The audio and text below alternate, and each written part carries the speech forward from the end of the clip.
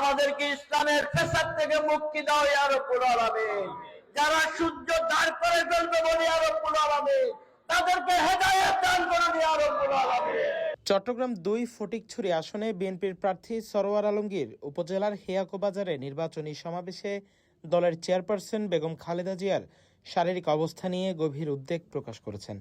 রবিবার ৩০শে নভেম্বর সন্ধ্যার সমাবেশে সরওয়ার আলমগীর বলেন, আপনাদের সাথে আমি উপস্থিত হয়েছি আমাদের গণতন্ত্রের মা, আমাদের দেশ নেত্রী, যার জন্য পুরো বাংলাদেশ কাঁপতেছে। বাংলাদেশের মসজিদ, বাংলাদেশের মাদ্রাসা, বাংলাদেশের স্কুল কলেজ থেকে শুরু করে, হিন্দুদের মণ্ডপ থেকে শুরু করে, মন্দির থেকে শুরু করে, পাগোড়া থেকে শুরু করে প্রতিটি জায়গায় ইবাদত আল্লাহর রব্বুল আলামিনের নিকট ফরিয়াদ করতেছেন আমাদের দেশের নেত্রী যেন সুস্থ হয়ে আমাদের মাঝে ফিরে আসে। ইয়া রাব্বুল আলামিন, আমাদেরকে ইসলামের ফ্যাসাদ থেকে মুক্তি দাও ইয়া রাব্বুল আলামিন। যারা সূর্য দাঁড় করে ফেলবে বলে ইয়া রাব্বুল আলামিন, তাদেরকে হেদায়েত দান করুন ইয়া রাব্বুল আলামিন।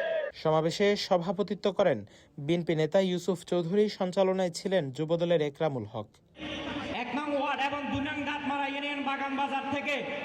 এ সময় আরও বক্তব্য দেন মোবারক হোসেন কাঞ্চন, আহমদ হোসেন তালুকদার, মিহির চক্রবর্তী, নাজিমউদ্দিন শাহিন, এজহার মিয়া ও শাহনেওয়াজ সেবুল।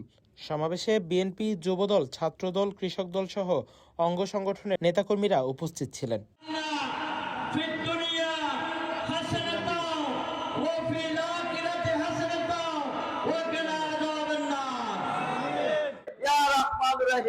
তুমি আমাদেরকে ক্ষমা করুন, ক্ষমা করুন, ক্ষমা করুন।